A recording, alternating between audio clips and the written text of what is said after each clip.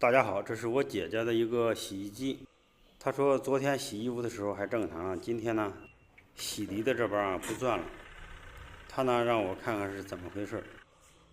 我呢拧了一下这个洗衣机的定时器，正常情况下呢，这时的洗衣机就应该一会儿正转一会儿反转。但是现在洗衣机是什么动静都没有。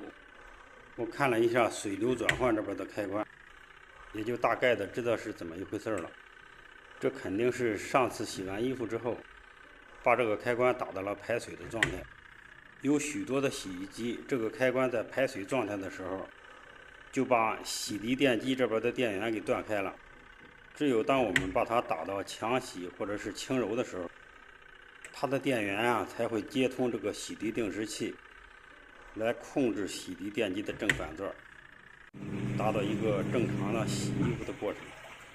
于是我把这个转换开关从排水打到了强洗，电机呢就可以正常的洗涤衣服了。其实有许多时候不是因为洗衣机有故障，而是由于我们使用不当，或者是一时疏忽，使这个洗衣机呢不能正常的工作了。